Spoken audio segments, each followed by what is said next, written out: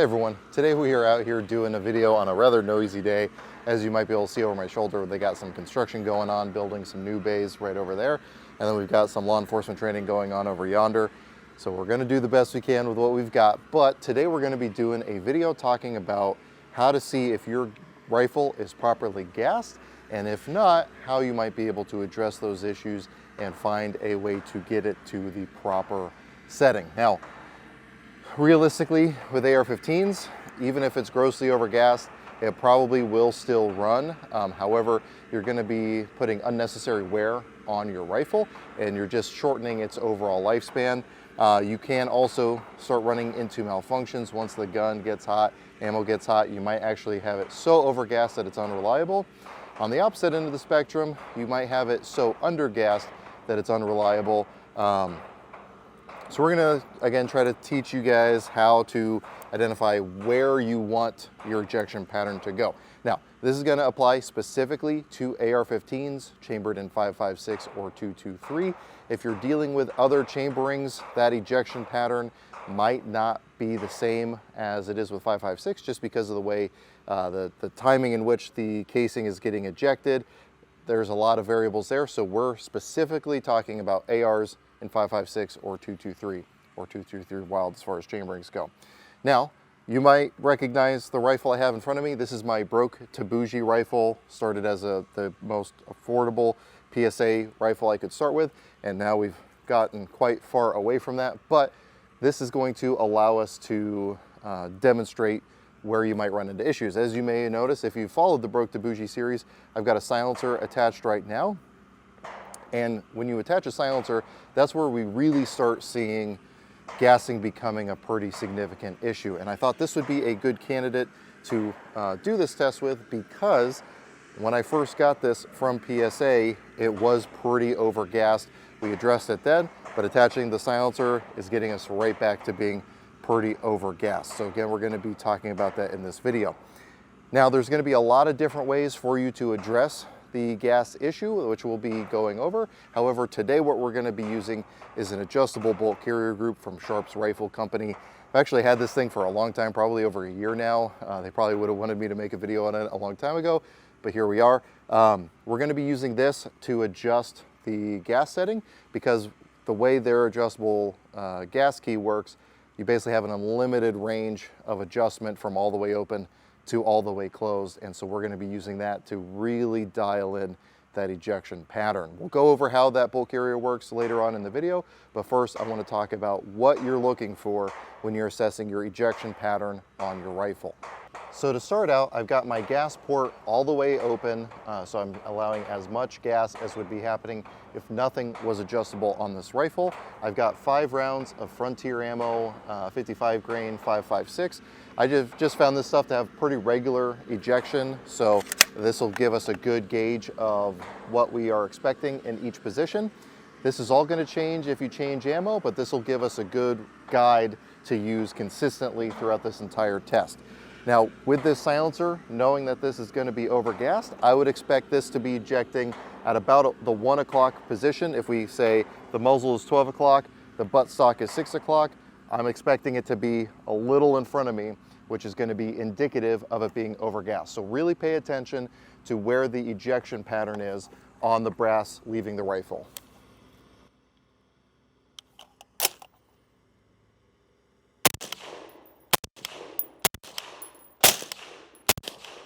All right, now I could see out of the side of my eye while I was shooting that we were definitely getting it pretty much in that 1 o'clock position.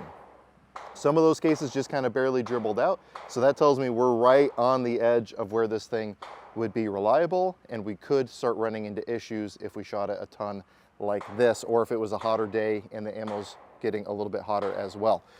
So that's something we can address right now by adjusting this bolt carrier group. So inside the gas key of this bolt carrier group, we've got a small little Allen key. So I've got my little hex key here, and I'm going to just adjust this gas key. So what I want to try to do, just so I know how much adjustment I'm doing, I'm going to start with the tail end of this key in the 12 o'clock position, just so we can try to count full revolutions if possible. So I'm going to do 1 full revolution to the right. So tightening it down i.e. closing off the port inside of the gas key. And let's see what one full revolution does as far as that ejection pattern. Now again, I can pick anywhere in that one full revolution to gauge it, but let's just make one full revolution, see what that does, get this back in the rifle, and see what happens. So again, we got 5 rounds of the Frontier 55 grain ammo. Let's see, watching that ejection pattern, let's see what happens.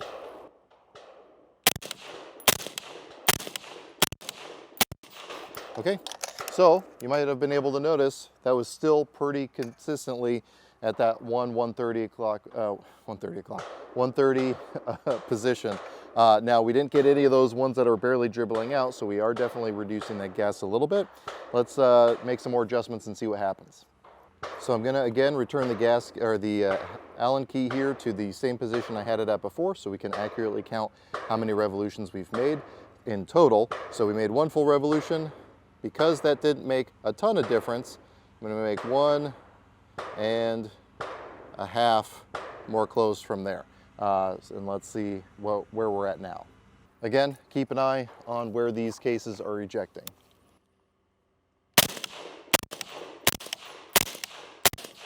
Okay, so now we're getting to about the 2 o'clock position, because you're right at my 3 o'clock position from here. So again, we still have room to get it down, because what we're looking for is 3 to 4 o'clock ejection. Because of the amount of adjustment in this gas key, I should be able to get it exactly where I want it. So let's see if we can get it there. So we ended at the 6 o'clock position on the gas key, so we're gonna start from there. I'm gonna make another half and full rotation. So if I remember correctly, we did 1 and then 1.5 and another 1.5. So it should be 4 full rotations closed from the all the way open position. Let's see where that puts us. All right, 5 more rounds. Let's watch the brass. Okay, so now we know we are too far closed because that did not eject at all.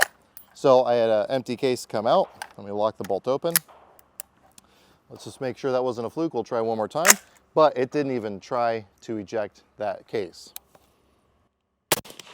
All right, again, same thing. That round did not come out. Pop this out.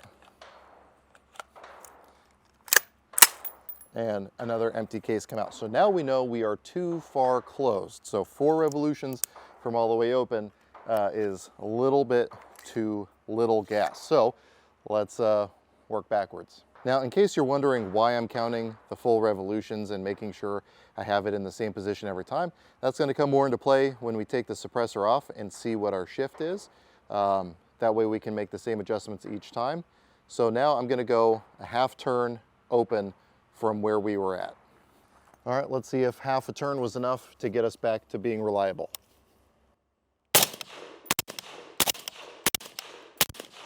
Okay. So now we are at a very consistent, what seemed like 4 o'clock ejection from what I could perceive. It was definitely going outside of my field of view. I can also notice that the recoil is significantly lighter because we don't have more gas than necessary, causing this action to run more aggressive than necessary. Now here's the thing. Because we are at that point with the silencer, we're gonna let the silencer cool off, take it off, and see if it still works. All right, so silencer is now removed. Let's see if now that we have less of that back pressure that we're getting from the silencer, if we are still reliable. And as you might have been able to notice, nothing came out. So that means we are so undergassed that that empty case was not able to extract. So now let's find the minimum that we can get without a silencer. All right, so I opened it up half a turn just to make sure I'm not getting anything mistaken. I'm gonna have a running tally of how many revolutions from closed we are from all the way open, just so that I'm not quoting the wrong number. But we opened it up another half rotation, so let's see if that gets us back to where we are reliable.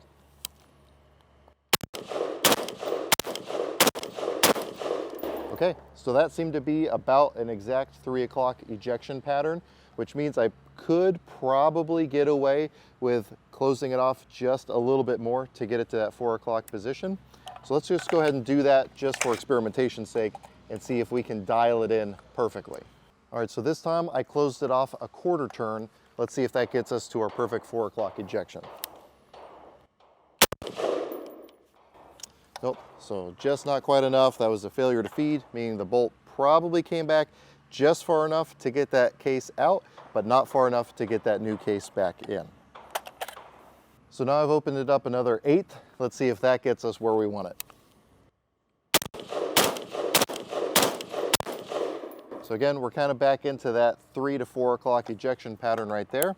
So that is getting us where we want it without a silencer. So obviously there's going to have to be some shift in if we're adjusting it for suppressed versus unsuppressed shooting if we want it to be tuned perfectly.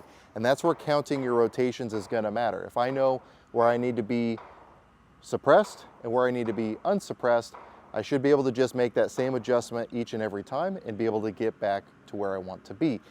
Now, realistically, if this is a fighting rifle, I don't want to have to be sitting there and tuning it every time I make a little bit of a change. So if we've got it running where I want it now unsuppressed, let's see if when I put the silencer on there, if it's still within an acceptable enough range for what I'm looking for. All right, so I've got 5 more rounds loaded up. We're at the same position we were at unsuppressed. Let's see if it's still within a range that I'm going to find acceptable.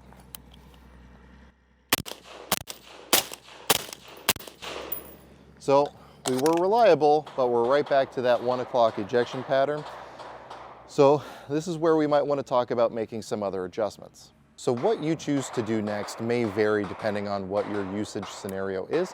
For me, as long as I know I'm going to have a tool like that Allen key, I might tune it to where it's going to be suppressed. If I know I'm always going to leave it suppressed, I might tune it to where it needs to be unsuppressed if I know I'm only going to ever shoot it unsuppressed. Again, if I have the tool with me, then I can make those adjustments and know exactly what the difference has to be. And if you do decide to do it that way, I would recommend somewhere on your rifle, like on the inside of the buttstock, write what the amount of adjustment actually is, because it might be simple and easy to remember right now, half a turn. But if you set that gun in your safe and then don't touch it again for 6 months to a year and you come back and pick it up, you might not exactly remember what it is, and that's something that's really important if it means the difference between your gun running or not running. Now, some of the other options out there, if you didn't want to get an adjustable gas block or an adjustable bolt carrier group, is you can just have different buffer weights. The heavier your buffer weight, the more resistance you're providing in that inertia of the bolt opening. So that's going to reduce your gassing as well and bring your ejection pattern back if you're overgassed. If you're undergassed, you're going to have to go to a lighter buffer weight to bring that ejection pattern back forward. So again, it really depends on what you want to have. Now, getting an extra buffer is usually going to run you between $20 and $40, depending on the weight that you need. However, it can be hard to know what weight you need, so sometimes you have to buy multiple buffers, and then you're getting right up to a similar cost, potentially, of getting something like an adjustable gas block or an adjustable bolt carrier group. There are also adjustable bolt carrier groups that you can adjust with really just a screwdriver through the ejection port. Maybe that's going to be your preference as well, but you're going to have fewer adjustments than you would with a bolt carrier group like this. Again, I have theoretically an infinite amount of adjustment because that screw is going in at a consistent rate, meaning I can close it off or open it wherever I want it. Now, I know some people really like the adjustable gas blocks. If you do that, I would just recommend get a good one. What those good ones are, I don't really know because I don't have a ton of experience with them, but I have seen a lot of them be a problem, especially the cheaper ones generally. So you're adding another point of failure into a very, very crucial part of the gun. Do with that information what you will. Obviously, you could say the same about an adjustable bolt carrier group as well. Now, the other thing that's important to keep in mind here, I'm shooting 55 grain 5.56. If I start shooting like 77 grain 223 or some like really low pressure stuff like steel cased ammo potentially, that could change where my ejection pattern is. So it may or may not be in your best interest to perfectly tune it to where it's at your minimum 4 o'clock ejection pattern. Maybe you want to get it to that kind of 2:30, 3 o'clock position so that it will work with a wide variety of ammo and a wide variety of temperatures. Again, that's all decisions that you have to make for yourself based on your circumstances and what you are running. For me, like I said, I plan on just writing in the numbers here on the side so that I can keep track of where I need to have it adjusted if I'm shooting it suppressed or unsuppressed. Now, let's go ahead and talk about some of the differences with this broke to bougie rifle. Really, the last video I think I made was in painting this rifle. Obviously, those astute among you have noticed some other differences. Obviously, we've got my OreGear Turbo K suppressor up here, so I got one of their short QD flash hiders so that I could run the silencer on this rifle. I've also got a Holosun flip to side 3x magnifier. This was courtesy of the website Optics Force. I'll be talking about them more when I make the video on this magnifier. And then I got one of the Raptor SD charging handles from Radian when I was up there doing some filming with those guys, just to help reduce the amount of gas back in my face when shooting this thing suppressed. The OreGear Turbo K isn't terrible on gas in the face, but it's definitely not great on gas to the face. So having that is going to save me, I think, in the long run. Especially one thing I found out when I was over visiting SIG in New Hampshire is there's actually lawsuits going on with like British SAS, where former SAS members are suing the British government because they are getting cancer from what they claim to be the gas in the face from shooting suppressed constantly. So after hearing that, it made me want to definitely reduce the amount of gas that I eat when I'm shooting suppressed. So having that SD is actually changing it. Now, I know I made a video years ago about the efficacy or lack thereof of the Freedom Bone when it was still AXTS. I'm starting to reevaluate that now that I've got some more time in on this gun and other guns that I've shot suppressed with those in the meantime. Again, we'll talk more about that in another video once I got a lot more time in with this one. So let me know what you guys think. Where do you like your ejection pattern to be, and what is your preferred method for adjusting it? Again, this Sharps Rifle Company bolt carrier group is an excellent way to do that because of your range of adjustment in there. But, you know, $250, which is the cost of this bolt carrier group, might be more than what some people want to spend. You know, especially as configured right now. I was doing the math on it because I may or may not have mentioned there's a Geisley trigger in here now too. This thing is now over $2,000 of retail value for everything on there. So we went from a $500 gun to a $2,000 gun, not including the price of the silencer, but including the price of the muzzle device. So we're getting close to that bougie number real quick, and or if we're not already there. So again, you have to make the decisions for what's best for you based on your circumstances and what your budget is. But let me know what you guys think. Again, let me know where you like to have your ejection pattern, and let me know if you guys want to see anything else on this or any other topic on the AR-15. If you are interested in learning more about the broke to bougie rifle, I've got a whole series on it up to this point, and I'll be doing some more videos on it later.